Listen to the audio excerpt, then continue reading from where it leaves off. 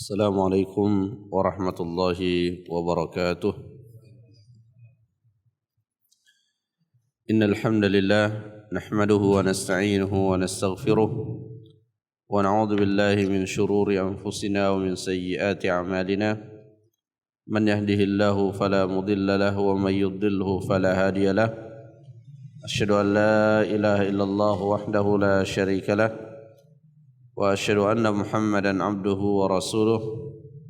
اللهم صل على محمد وعلى آله وأصحابه أجمعين. Masyarul muslimin, jamaah salat subuh rahimani wa rahimakumullah.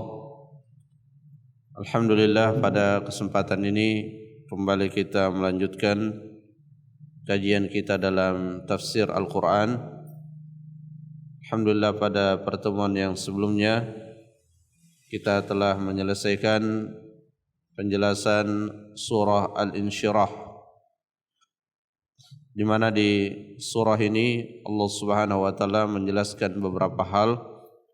Di antaranya Allah Subhanahu wa taala menjelaskan keutamaan dan kedudukan Nabi sallallahu alaihi wasallam yang sangat mulia.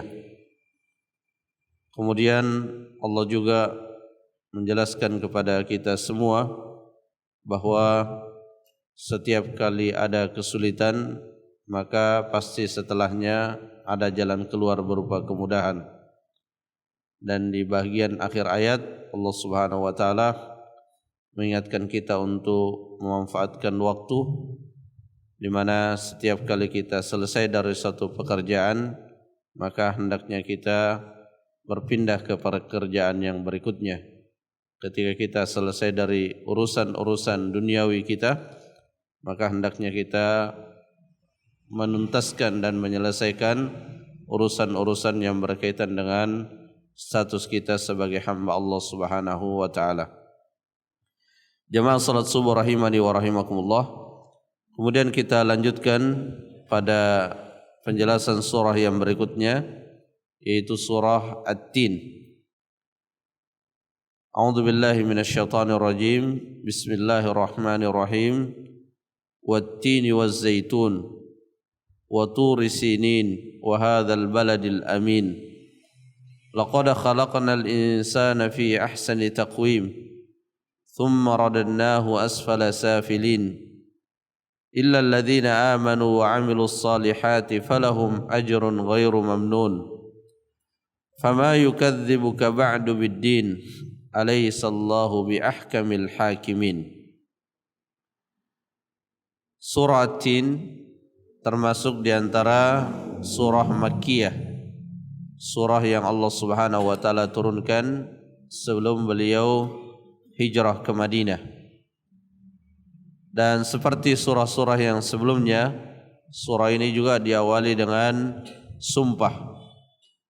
Allah bersumpah dengan buah tin dan buah zaitun. Kemudian Allah Subhanahu wa taala bersumpah dengan turi sinin dan al-baladul amin. Allah bersumpah dengan at-tin dan az-zaitun. Ada dua hikmah yang disebutkan oleh Syekh As-Sa'di rahimahullah. Yang pertama, karena pada buah tin dan buah zaitun di dalamnya terkandung banyak manfaat. Dan yang kedua, Allah bersumpah dengan tin dan zaitun karena dua buah tersebut banyak ditemukan di Syam, terkhusus di Palestina, di mana di tempat itulah banyak muncul nabi-nabi Allah Subhanahu wa taala. Di antaranya adalah Nabiullah Isa alaihi salam. Dan ini berkaitan dengan sumpah yang berikutnya, yaitu Turi Sinin atau Tur Saina. Tur adalah nama gunung yang berada di Sina. Dan di sanalah Nabi Musa alaihi salam menerima wahyu Allah Subhanahu wa taala. Kemudian Al-Baladul Amin yang dimaksud adalah Makkah. Dan Makkah gelari dengan al-baladul amin sebagaimana firman Allah Subhanahu wa taala, "Wa man dakhalahu kana amina." Siapa yang memasuki kota Mekah maka dia dalam keadaan aman.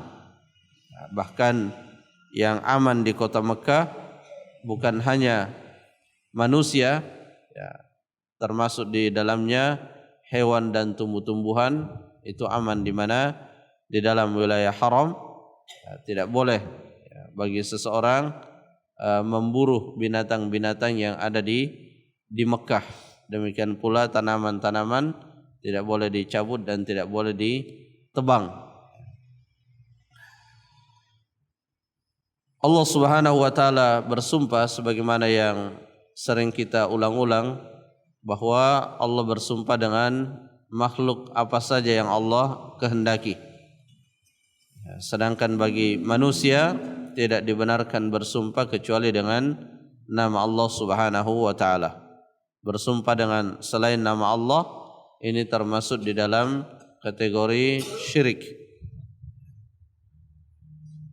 Dan setiap kali Allah Subhanahu wa taala bersumpah dengan makhluknya, maka sumpah tersebut menunjukkan bahwa pada makhluk itu ada keutamaan atau ada kedudukan yang khusus. Dan kita telah sebutkan tin dan zaitun, dia adalah dua buah yang banyak manfaatnya.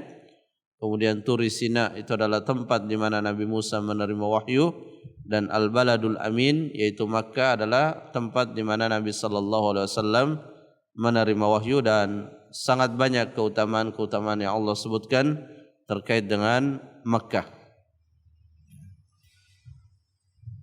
Laqad khalaqnal insana fi ahsani taqwim.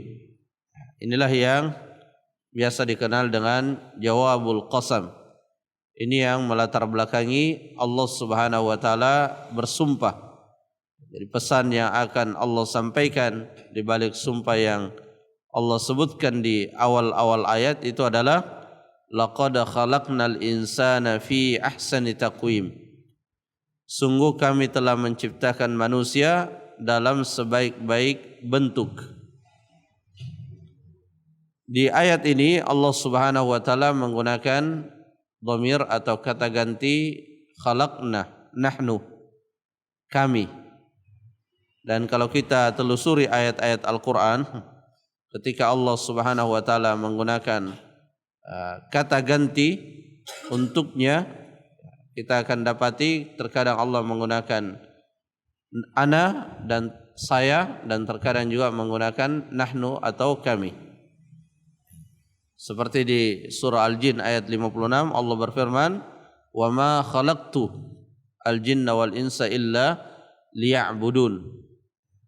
Dan tidaklah saya menciptakan jin dan manusia. Di situ Allah menggunakan kata ganti saya.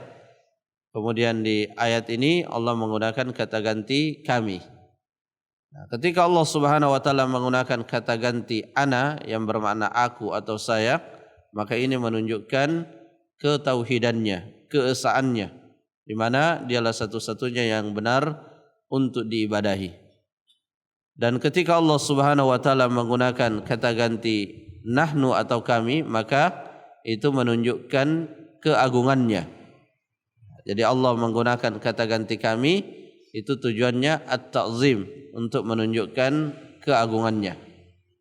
Jadi berbeda penggunaan kata ganti kami yang biasa kita gunakan dalam sehari-hari, di mana kita menggunakan kata ganti kami untuk menunjukkan lebih dari satu orang. Bagi Allah Subhanahu wa taala hal itu tidak berlaku, tapi yang makna yang sesuai adalah at-ta'zim, yaitu pengagungan. Laqad khalaqnal insana fi ahsani taqwim. Sungguh kami telah menciptakan manusia dengan sebaik-baik bentuk. Syekh Sa'di rahimahullah menjelaskan sebaik-baik bentuk yaitu tamul khalq, penciptaan yang sempurna, mutanasibul a'dha, ya, anggota-anggota tubuh yang saling berkesesuaian. Dan ini bisa kita rasakan ketika kita merenungi dan mentadabburi ya, anggota-anggota yang ada di tubuh kita, bagaimana penempatannya, bagaimana posisinya. Muntasibul qamah, Allah Subhanahu wa taala menciptakan manusia dengan tubuh yang tegak.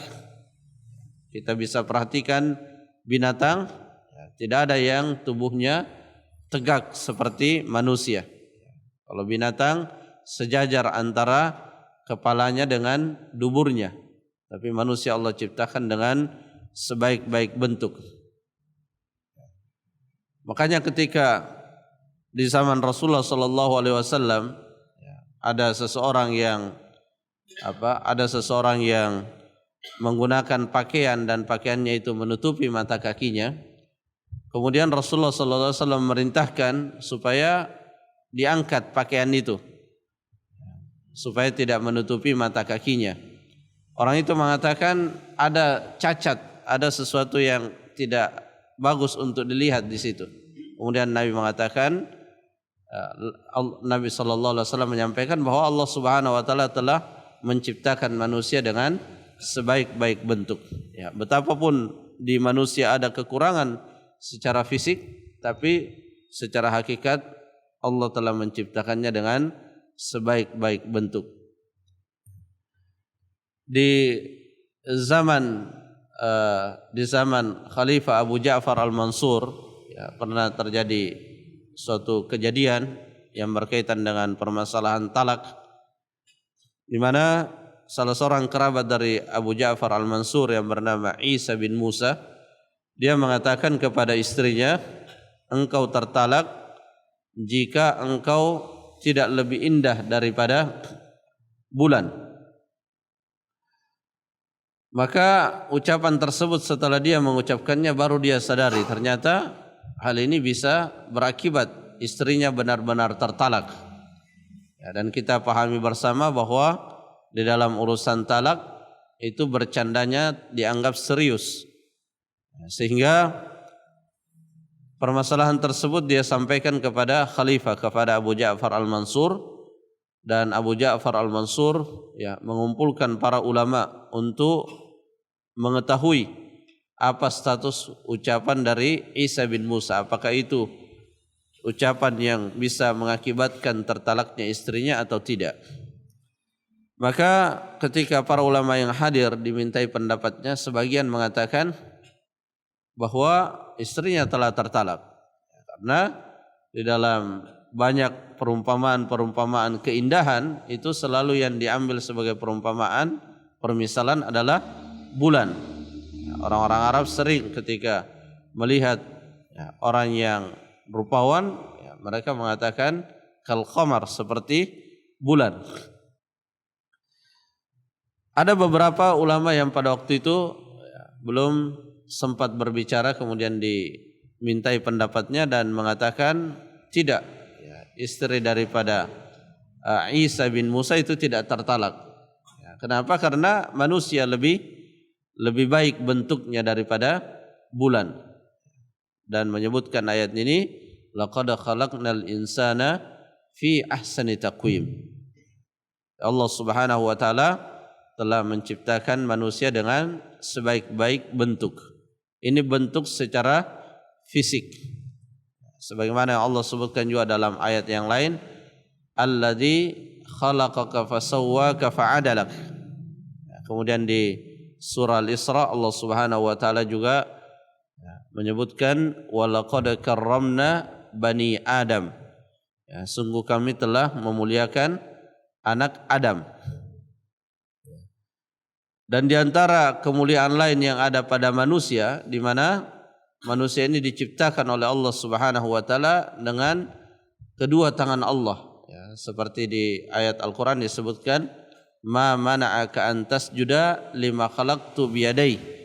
Ya, apa yang menghalangi engkau wahai iblis untuk bersujud dari apa yang aku ciptakan dengan kedua tanganku. Ini adalah kemuliaan yang lain yang ada pada Adam alaihi salam.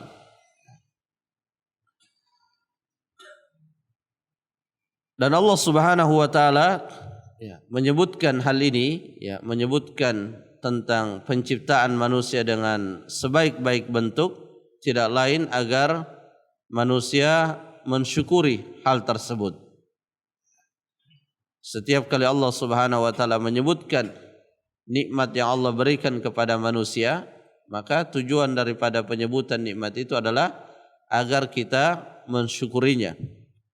Dan asas utama seseorang bersyukur yaitu dengan ia beriman kepada Allah Subhanahu wa taala. Dan dari iman yang dimilikinya dia kemudian menambah kesyukurannya dengan menjalankan ketaatan kepadanya. Tapi yang paling mendasar adalah iman. Ya, iman yang tidak tercampuri dengan kesyirikan. Inilah bentuk syukur kita yang paling mendasar. Syasadi mengatakan, wa ma'a hadhihi ni'am al-'azimah allati yanbaghi minhu al-qiyamu bi syukriha fa aktsarul khalqi munharifun. Beliau mengingatkan, Syasadi mengingatkan bahwa meskipun nikmat yang besar ini Allah telah berikan kepada manusia berupa penciptaan dengan sebaik-baik bentuk yang sepatutnya nikmat itu disyukuri, tapi kata beliau fa aktsarul khalqi munharifun, kebanyakan dari manusia melenceng, menyimpang. Dan Allah menyebutkan hal tersebut dalam beberapa ayat, wa qalilun min ibadiyas syakur, dan sedikit dari hamba-hambaku yang bersyukur. Walakinna aktsaran nas la yashkurun, akan tetapi sebagian manusia tidak sebagian besar manusia tidak bersyukur. Dan Allah telah mengingatkan bahwa salah satu tujuan utama daripada iblis ketika dia dikeluarkan dari surga adalah menggoda manusia, dan tujuan akhir daripada godaan tersebut wala tajidu aktsarahum syakirin. Kata iblis sebagaimana Allah kisahkan dalam Al-Qur'an, dan engkau tidak akan mendapati sebagian besar dari anak Adam sebagai orang-orang yang bersyukur. Dan iblis menggoda manusia dengan mengepung manusia dari arah kanan, dari arah kiri, dari arah depan, dan dari arah belakang. Yang tidak disebutkan dari arah atas. Dijelaskan oleh para ahli tafsir, tidak disebutkannya dari arah atas. Ini menunjukkan bahwa manusia selamat dari godaan iblis kalau dia meminta pertolongan kepada yang di atas, yaitu Allah Subhanahu wa taala. Jadi Allah menyebutkan laqad khalaqnal insana fi ahsani taqwim, supaya kita mensyukuri nikmat tersebut dengan beriman kepadanya dan menyempurnakan keimanan itu dengan menjalankan perintah-perintahnya dan menjauhi larangan-larangannya. Laqad khalaqnal insana fi ahsani taqwim thumma radadnahu asfala safilin. Kemudian kami kembalikan manusia itu asfala safilin, di tempat yang sangat rendah. Ada beberapa penafsiran terkait dengan thumma radadnahu asfala safilin di dalam tafsir As-Sa'di dan juga di dalam tafsir Ibnu Katsir, dan ini yang dikuatkan oleh Ibnu Katsir, yaitu asfala safilin adalah an-nar. Manusia akan, setelah Allah Subhanahu wa taala menciptakan manusia dengan sebaik-baik bentuk, sebagian di antara manusia akan dikembalikan di tempat yang paling rendah, yaitu neraka. Seperti dalam ayat disebutkan, innal munafiqin fid darkil asfali minan nar, akan dikembalikan di tempat yang paling rendah. Tentunya manusia yang akan ditempatkan di tempat yang paling rendah ini bagi yang mengingkari, bagi yang kufur dan bermaksiat kepada Allah Subhanahu wa taala. Sebagian ulama juga ada yang menafsirkan tsumma radadnahu asfala safilin, yaitu dikembalikan kepada keadaan yang lemah. Jadi manusia diciptakan dengan sebaik-baik bentuk, tapi seiring dengan bertambahnya usia, Allah Subhanahu wa taala akan mengembalikan pada keadaan yang lemah. Sebagaimana yang Allah sebutkan di dalam ayat bahwa di antara manusia ada yuraddu ila ardhil umur. Ada yang dikembalikan pada usia yang sangat tua sehingga keadaannya menjadi lemah. Di ayat lain Allah Subhanahu wa taala mengatakan wa man nu'ammirhu nunakkishu fil khalq. Ya, siapa yang kami berikan umur panjang maka akan kami kurangi ya, fungsi-fungsi yang telah kami ciptakan padanya ya, dan itu kita bisa saksikan ya, bagaimana ya, perjalanan manusia di dalam kehidupan dunia ini ya, dia berawal dalam keadaan lemah, kemudian dia menjadi kuat, kemudian kembali dalam keadaan yang lemah. Semua anggota-anggota yang ada di tubuhnya menjadi lemah. Ini dua penafsiran ya. Kemudian illal ladzina amanu wa amilus salihat. Kecuali orang-orang yang beriman dan beramal soleh. Ya, kalau kita melihat pada ayat ini illal ladzina amanu wa amilus salihat, maka terkuatkan penafsiran yang pertama. Ya, penafsiran yang pertama yang mengatakan tsumma radnahu asfala safilin, kemudian manusia itu akan dikembalikan ke tempat yang rendah yaitu neraka. Kecuali illal ladzina amanu wa amilus shalihat, kecuali orang-orang yang beriman dan beramal saleh. Jadi ini mirip dengan firman Allah Subhanahu wa taala di surah Al-Asr, innal insana lafi khusr illal ladzina amanu wa amilus shalihat. Iman ya, seperti yang kita sebutkan tadi, inilah yang merupakan asas dari setiap amalan. Iman itu adalah asas dari setiap amalan. Amalan yang kita lakukan itu akan bernilai kebaikan jika dibangun di atas iman. Apa maksudnya? Maksudnya ketika amalan itu dilakukan karena keyakinan kita bahwa itu adalah perintah Allah Subhanahu wa taala dan kita melakukannya untuk menjalankan perintah Allah Subhanahu wa taala. Itulah sebabnya kita tidak boleh melakukan suatu amalan sementara kita sendiri masih ragu-ragu apakah itu adalah perintah Allah atau bukan perintah Allah. Maka tahapan pertama ketika seorang ingin beramal dan amalnya itu dia maksudkan supaya dekat kepada Allah, supaya dapat pahala, maka pertama kali harus yakin dengan seyakin-yakinnya bahwa amalan yang dilakukannya itu adalah perintah Allah Subhanahu wa taala. Dan tidak mungkin seseorang sampai pada derajat yakin terhadap suatu amalan bahwa itu adalah perintah Allah kecuali jika amalan itu ada pijakan dalilnya dari Al-Qur'an ataupun hadis-hadis yang sahih dan penggunaan dalil itu benar adanya. Inilah asas di dalam kita mengamalkan sesuatu. Wa amilus shalihat, tapi tidak cukup itu saja. Pelaksanaan amal kita juga harus sesuai dengan apa yang telah dituntunkan oleh Rasulullah sallallahu alaihi wasallam. Inilah sebenarnya hikmah kenapa teramat sering kita dapatkan di dalam Al-Quran disebutkan secara bersamaan iman dan amal soleh. Iman dan amal soleh. Iman ini berkaitan dengan keikhlasan. Ketika seorang mengerjakan suatu pekerjaan dengan maksud menjalankan perintah Allah, maka itulah bentuk keikhlasan. Dia tidak ada tujuan di dalam melakukan suatu amalan selain untuk menjalankan perintah Allah karena ia sadar bahwa dia adalah hamba Allah Subhanahu wa taala. Kemudian amalan yang dia kerjakan itu sesuai dengan apa yang dicontohkan oleh Rasulullah sallallahu alaihi wasallam. Maka inilah amanu wa amilus salihat. Inilah orang yang amanu wa amilu as-salihat. Nah, orang yang amanu wa amilus salihat, kata Allah Subhanahu wa taala, falahum ajrun ghairu mamnun. Bagi mereka ajrun ghairu mamnun. Ya, ajrun ghairu mamnun yaitu balasan ghairu maqtu'. Balasan yang tidak terputus. Balasan yang tidak terputus.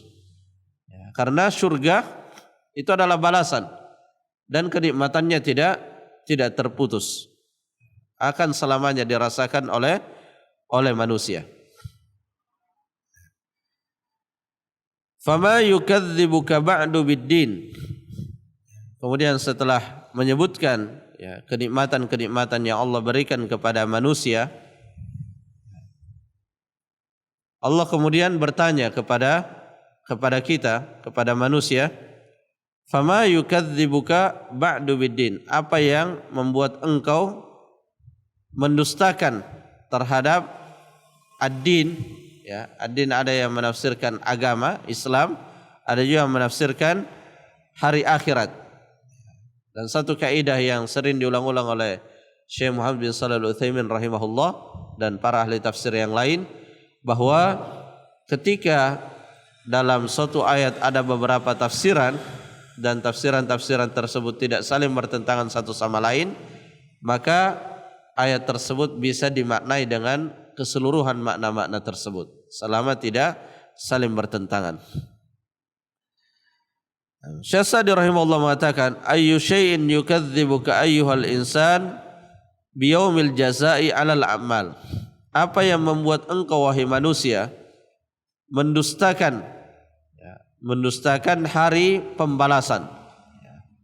Di surah Al-Fatihah, Maliki Yaumiddin, yang menguasai hari pembalasan. Wa qad ra'aita min ayatillahil katsira ma bihi yahsulu lakal yakin.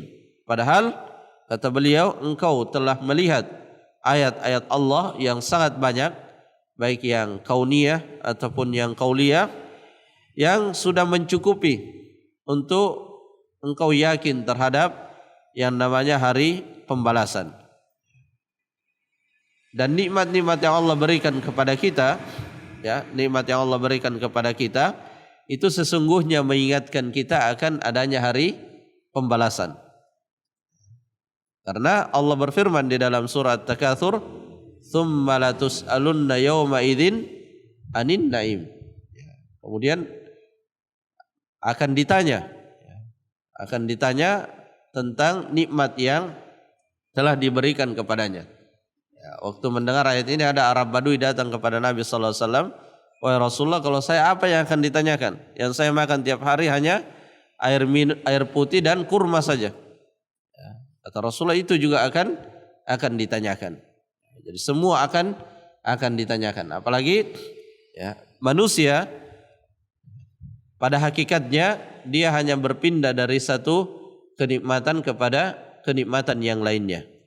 Jadi tidak ada manusia yang tidak dapat kenikmatan. Semua mendapatkan kenikmatan. Sehingga tidak ada manusia yang tidak lepas dari yang namanya tuntutan untuk bersyukur kepada Allah Subhanahu wa taala. Karena ruh yang ada pada kita itu adalah kenikmatan. Apa saja selama kita masih hidup pasti kita merasakan nikmat Allah Subhanahu wa taala. Nah, nikmat ini akan Allah Subhanahu wa taala tanyakan, sehingga ya, dengan disebutkannya nikmat itu secara tidak langsung juga kita diingatkan tentang hari pembalasan di mana kita akan ditanya tentang kenikmatan-kenikmatan tersebut. Kemudian di akhir ayat Allah Subhanahu wa taala berfirman, "Alaihissallahu biahkamil hakimin." Ya, bukankah Allah Subhanahu wa taala ahkamul hakimin, hakim yang paling adil. Ada dua juga makna yang disebutkan ahkamul hakimin, yakni a'dalul adilin, hakim yang paling adil. Dan ada juga makna yang lain, ahkamul hakimin adalah yang sempurna penciptaannya. Jadi dikaitkan dengan ayat-ayat yang sebelumnya, dan dua makna ini tidak saling bertentangan satu sama lain. Dan ayat ini ahkamul hakimin ya, mengingatkan kita juga ya, bahwa di antara hikmah Allah Subhanahu wa taala, Allah Subhanahu wa taala tidak akan membiarkan manusia diciptakan lalu ditinggalkan. Ini yang disebutkan oleh Syekh Sa'di rahimahullah. Allah tidak menciptakan kemudian ditinggalkan. Tapi Allah Subhanahu wa taala memperhatikan manusia. Dan itu adalah bagian dari makna Rabbul Alamin, pemelihara alam. Jadi alam ini setelah Allah ciptakan dipelihara oleh Allah Subhanahu wa taala. Dan yang lebih khusus lagi pemeliharaannya adalah manusia. Ada pemeliharaan Allah yang bersifat umum, di mana Allah Subhanahu wa taala memberikan apa yang menjadi kebutuhan-kebutuhan manusia sebagai manusia, diberikan oksigen, diberikan rezeki yang berkaitan dengan keberlangsungan hidupnya. Dan ada juga pemeliharaan yang bersifat khusus, di mana Allah memelihara manusia dengan iman, dengan amal soleh, dengan ketaatan. Yang dengannya manusia berkesempatan untuk mendapatkan kebahagiaan di akhirat kelak nanti. Dan pemeliharaan yang khusus inilah yang berusaha untuk kita selalu mendapatkannya dan kita selalu memintanya kepada Allah Subhanahu wa taala. Jamaah salat subuh rahimani wa rahimakumullah, mungkin ini yang bisa disampaikan, semoga bermanfaat. Wallahu taala alam bissawab. Subhanakallahumma rabbana wa bihamdik, asyhadu an la ilaha illa anta, astaghfiruka wa atubu ilaik. Assalamualaikum warahmatullahi wabarakatuh.